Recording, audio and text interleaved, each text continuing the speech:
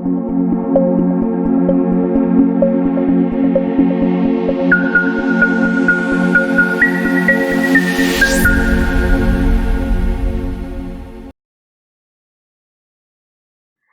Every one, welcome back to my channel. നമ്മളിന്ന് discuss ചെയ്യാൻ പോകുന്നത് ഫോറിൻ എക്സ്ചേഞ്ച് മാനേജ്മെൻറ്റിലെ ഫസ്റ്റ് മൊഡ്യൂളാണ്. അതിൻ്റെ സിലബസിനെ കുറിച്ച്, അതായത് ഈ സബ്ജക്റ്റിൻ്റെ സിലബസിനെ കുറിച്ച് കഴിഞ്ഞ വീഡിയോയിൽ നമ്മൾ ഡിസ്കസ് ചെയ്തിട്ടുണ്ടായിരുന്നു. സോ ലാഗ് അടുപ്പിക്കാതെ നമുക്ക് വീഡിയോയിലേക്ക് പോകാം. ഇവിടെ ഫസ്റ്റ് തന്നെ പറഞ്ഞിരിക്കുന്നത് ബേസിക് ടേംസ്, കുറച്ച് ബേസിക് ടേംസ് നമുക്ക് അറിഞ്ഞിരിക്കണം. First one is trade. It is a buying and selling of goods and services in exchange of money. കാശ് കൊടുത്തുകൊണ്ട് തന്നെ സാധനങ്ങൾ വാങ്ങുകയും വിൽക്കുകയും ചെയ്യുന്ന പ്രവൃത്തിനെയാണ് നമ്മൾ സിംപ്ലി ട്രേഡ് എന്ന് പറഞ്ഞാൽ അതാണ്. ഇനി വിത്ത് സെയിം കറൻസി എന്ന് പറഞ്ഞു, ഒരു കൺട്രിയിൽ തന്നെയാണ് നമ്മൾ സാധനങ്ങൾ വാങ്ങുകയും വിൽക്കുകയും ചെയ്യുന്നതെങ്കിൽ അവിടെ നമ്മൾ ട്രാൻസാക്ഷൻ ഉപയോഗിക്കുന്ന ഒറ്റ കറൻസി ആയിരിക്കും. ഫോർ എക്സാമ്പിൾ ഇന്ത്യ ആണെങ്കിൽ റുപ്പീസ് ആയിരിക്കും. സോ അങ്ങനെ ഒരു കറൻസിയിൽ തന്നെ നമ്മൾ സാധനങ്ങൾ വാങ്ങുകയും വിൽക്കുകയും ചെയ്യാൻ ഉപയോഗിക്കുകയാണെങ്കിൽ അതിനെയാണ്, ആ ഒരു പ്രോസസ്സിനെയാണ് ട്രേഡ് അല്ലെങ്കിൽ ഡൊമസ്റ്റിക് ട്രേഡ് എന്ന് പറയുന്നത്. ഇനി ഇൻ കേസ് അത് നമ്മൾ രണ്ട് കൺട്രീസ് തമ്മിലാണ് നടത്തുന്നതെങ്കിൽ ആ ഒരു പെർട്ടിക്കുലർ ട്രേഡിനെ നമ്മൾ ഇൻ്റർനാഷണൽ ട്രേഡ് എന്ന് പറയുന്നു. അവിടെ എന്താണ്, രണ്ട് കൺട്രീസ് ആകുമ്പോൾ, ഇന്ത്യയും അമേരിക്കയും എന്ന് പറഞ്ഞ രണ്ട് കൺട്രീസ് എടുക്കുകയാണെങ്കിൽ അവിടെ രണ്ട് കൺട്രീസ് ആണെങ്കിൽ രണ്ട് ഡിഫറെൻറ്റ് കറൻസീസ് ആണ് ഉപയോഗിക്കുന്നത്. ഇന്ത്യയിൽ റുപ്പീസും അതേപോലെ തന്നെ അമേരിക്കയിൽ ഡോളേഴ്സും. സോ അവിടെ ആ ട്രാൻസ്ഫറിങ് നടത്തുകയാണെങ്കിൽ അതിനെ നമ്മൾ ഇൻ്റർനാഷണൽ ട്രേഡ് എന്നാണ് പറയുന്നത്. നെക്സ്റ്റ്, ഇനി ഒരു കൺട്രിയുടെ കറൻസി മറ്റൊരു കൺട്രിയുടെ കറൻസിയുമായിട്ട് കൺവേർട്ട് ചെയ്തുകൊണ്ടാണ് നമ്മൾ എന്ത് ചെയ്യുന്നത്, ഒരു ട്രാൻസാക്ഷൻസ് സെറ്റിൽ ചെയ്യുന്നത്. ആ കൺവേർട്ട് ചെയ്യുന്ന മെക്കാനിസത്തിനെയാണ് നമ്മൾ ഫോറിൻ എക്സ്ചേഞ്ച് എന്ന് പറയുന്നത്. നെക്സ്റ്റ് ആണ് എക്സ്ചേഞ്ച് റേറ്റ്. നമ്മൾ ഈ കൺവേർഷന് വേണ്ടിയിട്ട് ഒരു റേറ്റ് ഉപയോഗിച്ചിട്ടുണ്ടായിരിക്കും. ഒരു $1 എത്തിയ ഇന്ത്യൻ റുപ്പീസ് എന്ന് പറയുന്നത്, ഇപ്പോൾ ഒരു എക്സാമ്പിൾ പറഞ്ഞ പോലെ ഒരു $1 73 രൂപ 32 പൈസ ഇന്ത്യൻ റുപ്പീസ് ആണെന്ന് പറയുന്നുണ്ടെങ്കിൽ ആ ഒരു റേറ്റിനെയാണ്, ഏത് റേറ്റിലാണോ നമ്മൾ ഒരു കറൻസി കൺവേർട്ട് ചെയ്യാൻ ഉപയോഗിക്കുന്നത് അതിനെയാണ് നമ്മൾ എക്സ്ചേഞ്ച് റേറ്റ് എന്ന് പറയുന്നത്. കുറേ ഫാക്ടേഴ്സ് അതിനെ എഫക്റ്റ് ചെയ്യുന്നുണ്ട്, അത് നമ്മൾ ഡീറ്റെയിൽ ആയിട്ട് അടുത്ത വീഡിയോയിൽ ഡിസ്കസ് ചെയ്യും. നെക്സ്റ്റ് ആണ് എക്സ്ചേഞ്ച് കൺട്രോൾ. എക്സ്ചേഞ്ച് കൺട്രോൾ എന്ന് പറഞ്ഞു കഴിഞ്ഞാൽ ഒരു ഫോറിൻ എക്സ്ചേഞ്ച് ഡീലിങ്സിൽ അല്ലെങ്കിൽ ട്രാൻസാക്ഷൻസിൽ ഗവൺമെൻറ്റോ അല്ലെങ്കിൽ സെൻട്രലൈസ്ഡ് ഏജൻസിയോ എന്തെങ്കിലും കൺട്രോൾ കൊണ്ടുവരികയാണെങ്കിൽ, ആ ഒരു ഫോറിൻ എക്സ്ചേഞ്ചിൽ എന്തെങ്കിലും എക്സ്ചേഞ്ച് കൺട്രോൾ കൊണ്ടുവരികയാണെങ്കിൽ അതിനെയാണ് എക്സ്ചേഞ്ച് കൺട്രോൾ എന്ന് പറയുന്നത്. ഇൻ ബ്രോഡർ സെൻസിൽ we can say that it is a regulation that restricting the free play of forces, അതായത് ഡിമാൻഡും സപ്ലൈയുമാണ് അവിടെ ഫ്രീ പ്ലേ ഓഫ് ഫോഴ്സസ് എന്ന് പറയുന്നത് in the foreign exchange market. ആ ഒരു റെഗുലേഷൻസിനെ റെസ്ട്രിക്റ്റ് ചെയ്തുകൊണ്ട് ആ ഒരു റെഗുലേഷൻസിനെയാണ് നമ്മൾ എക്സ്ചേഞ്ച് കൺട്രോൾ എന്ന് പറയുന്നത്.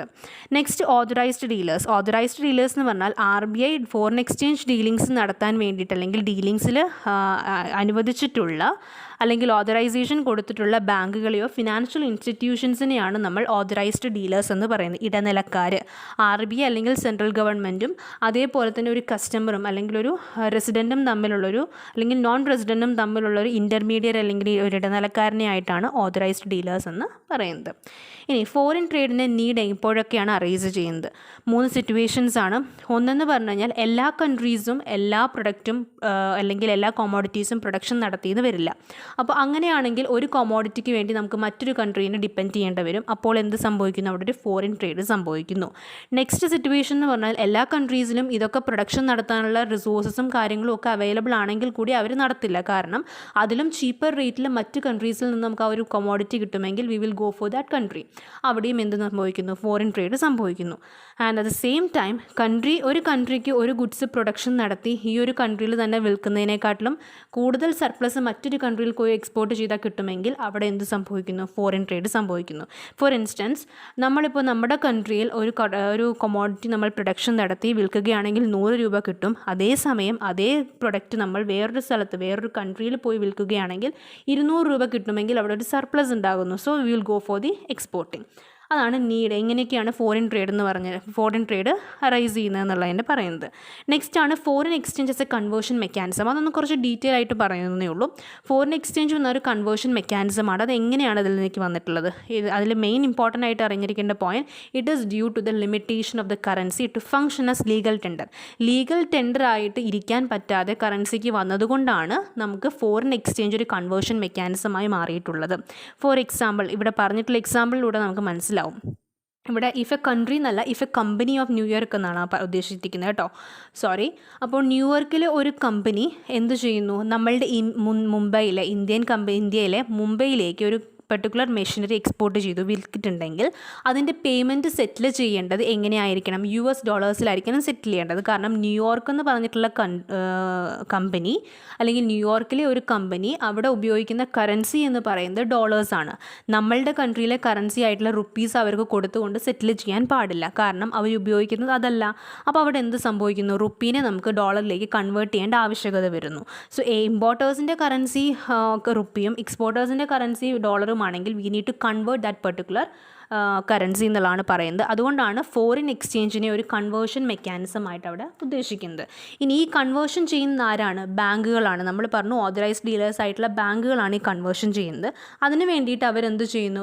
മ്യൂച്വലി രണ്ട് ബാങ്കുകളും, ഫോറിൻ ബാങ്കും ഇന്ത്യൻ ബാങ്കും മ്യൂച്വലി രണ്ട് അക്കൗണ്ടുകൾ അവരവരുടെ ബാങ്കിൽ പരസ്പരം മ്യൂച്വലി അവരെടുക്കുന്നുണ്ട്, മെയിൻറ്റെയിൻ ചെയ്യുന്നുണ്ട് എന്നുള്ളതാണ് അവിടെ ഉദ്ദേശിക്കുന്നത്.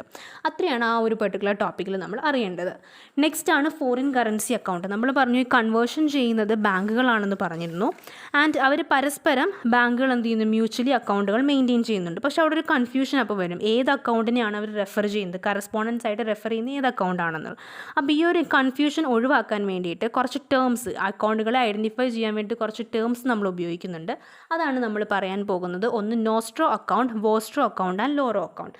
സിമ്പിളായിട്ട് പറഞ്ഞു കഴിഞ്ഞാൽ നോസ്ട്രോ അക്കൗണ്ട് എന്ന് പറഞ്ഞു കഴിഞ്ഞാൽ നമ്മളുടെ ഇന്ത്യൻ ബാങ്ക് ഫോറിൻ അബ്രോഡിലൊരു ബാങ്കിൽ കൊണ്ടുപോയിട്ട് ഒരു അക്കൗണ്ട് ഓപ്പൺ ചെയ്യുകയാണെങ്കിൽ അതിനെ നോസ്ട്രോ അക്കൗണ്ട്, അപ്പോൾ ഇന്ത്യൻ ബാങ്കിനെ നോസ്ട്രോ അക്കൗണ്ട് എന്നാണ് പറയുന്നത്.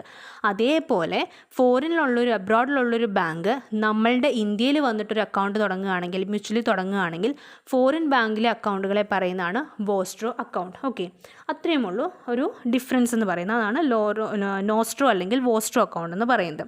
ഇനി ലോറോ അക്കൗണ്ട് എന്ന് പറഞ്ഞു കഴിഞ്ഞാൽ the account is maintaining within the domestic Indian companies, അല്ലെങ്കിൽ ഇന്ത്യൻ കമ്പനീസ് അല്ല, വിത്തിൻ ദ ഡൊമസ്റ്റിക് കമ്പനി അല്ല, വിത്തിൻ ദ ഡൊമസ്റ്റിക് ബാങ്കുകൾ.